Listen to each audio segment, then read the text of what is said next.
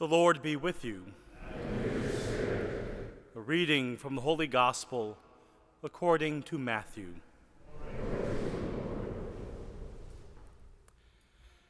Jesus said to his disciples, "You have heard that it was said, 'An eye for an eye, and a tooth for a tooth.'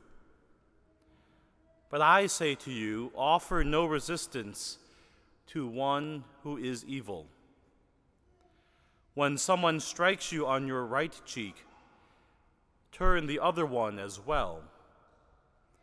If anyone wants to go to law with you over your tunic, hand over your cloak as well.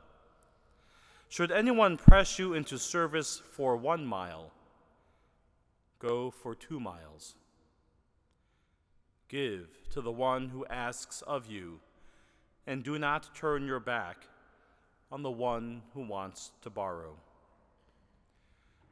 You have heard that it was said, 'You shall love your neighbor and hate your enemy.'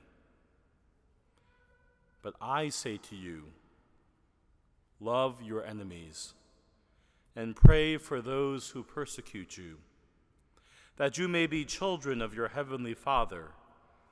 For he makes the sun rise on the bad and the good, and causes rain to fall on the just and the unjust.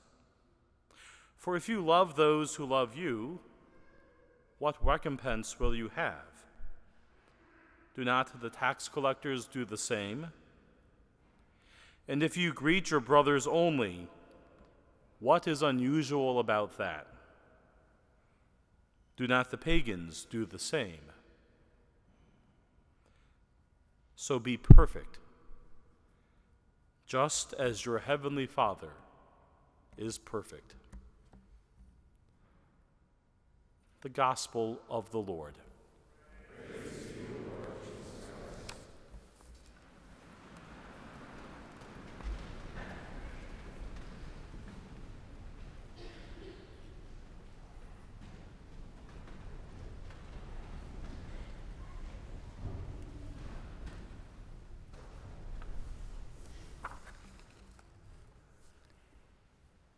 My friends, I'd venture to say that many, if not all of us here, have experienced mistreatment to one degree or another in our lives. We know what it's like to be hurt by another and to be left wondering why and how someone could treat us so poorly. It happens in relationships of all kind, whether with friends, parents, siblings, spouses, or neighbors. Sometimes the harm that's caused is significant and intentional. And at other times, it might be simply a minor incident, a hurtful word uttered in the heat of an argument, or an unintentional slight. When others hurt us, whether intentionally or unintentionally, our tendency can be to fixate on the actions of the person causing us harm. It's a natural human reaction. We might replay the moment over and over again in our heads, focusing on the particular ways that our offender has hurt us. And our thoughts and feelings become in some ways consumed, or at least preoccupied with the thought of justice. We find the command of our first reading challenging, to not incur sin because of the actions of our fellow citizen, and to take no revenge and cherish no grudge. I also don't have to tell all of you who, like me, were blessed with siblings, that the task of not bearing a grudge against your brother or sister in your heart is not as easy as it sounds. I've reflected on this reality in my own life, even in seemingly minor instances. Let me share 2 somewhat silly examples, but I think they help illustrate my point. I often find myself traveling for work and waiting in line to board a plane. Now, there's a seemingly straightforward process at the gate. Everyone is assigned a boarding group number, and we line up according to that number.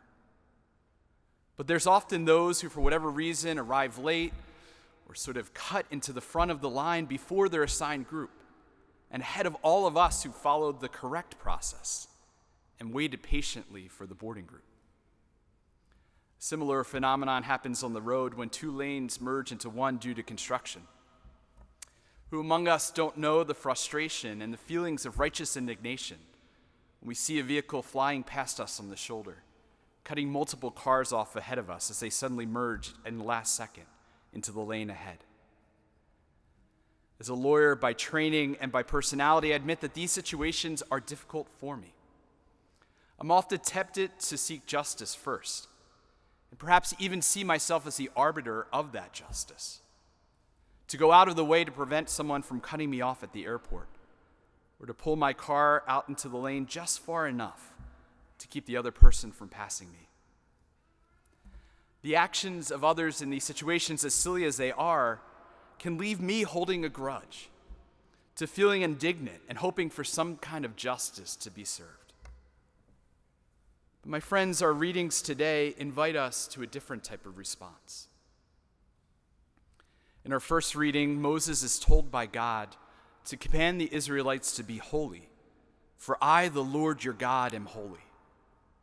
To be holy like God in this context meant to prevent yourself from bearing hatred for your brothers or sisters in your heart, to refrain from taking revenge and cherishing a grudge, and finally, to love your neighbor as yourself. What all these commands have in common is that they're directed towards those with whom the Israelites were already in community. The law that Moses received was intended to guide the lives of his community, of the Israelite people that God had called together through his covenant with Abraham, Isaac, and Jacob. These commands, then, were intended primarily to govern one's response to harm done by another within one's own community. The call to be holy, at least in this context, seemed to primarily mean having the heart of mercy, love, and forgiveness towards people with whom you were already in relationship, fellow citizens, brothers and sisters, neighbors, and oneself. The novelty of our gospel, though, is not that Jesus rejected this ancient law. It's that he took this logic one step further. This fundamental command of having a heart of mercy towards one's neighbors, and he extended it to include all that we come into contact with, even those beyond our community and our networks of interpersonal relationships. Jesus tells his followers, "You have heard it say, an eye for an eye and a tooth for a tooth. But I say to you, offer no resistance to one who is evil.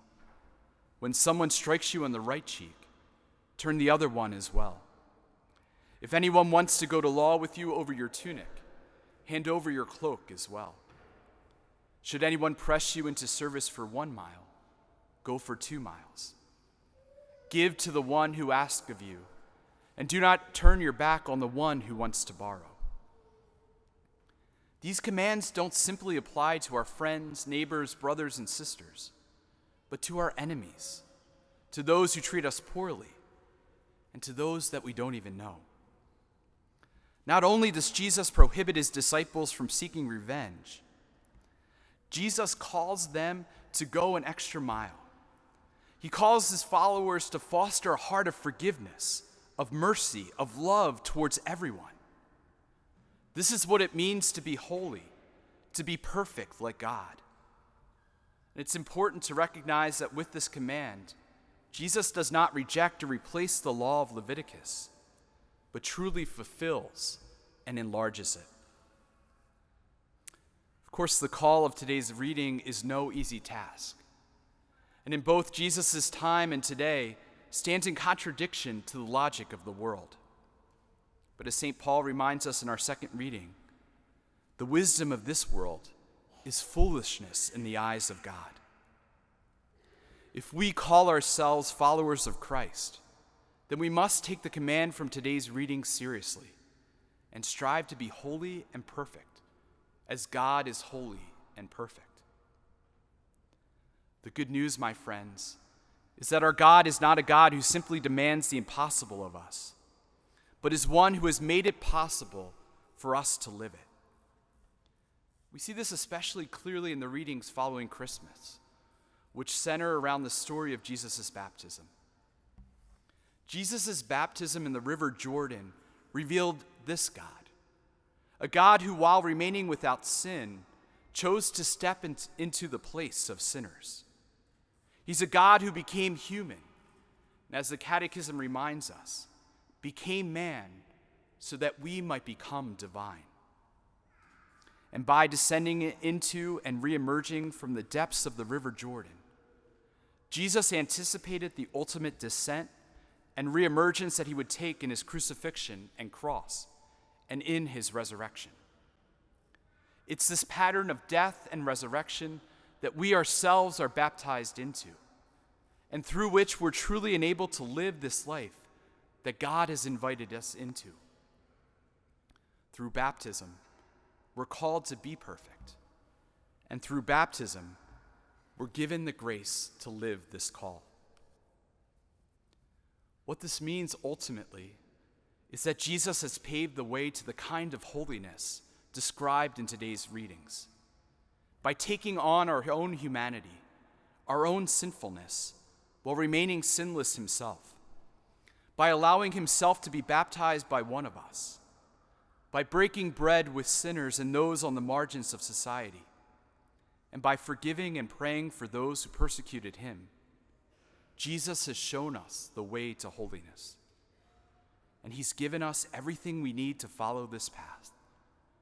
In his sacrifice on the cross, in his example, and then in sacraments that he's given us through his church.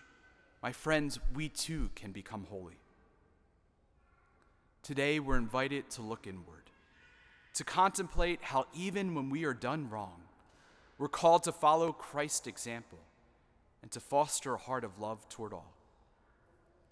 This is what it means to be holy, as God is holy.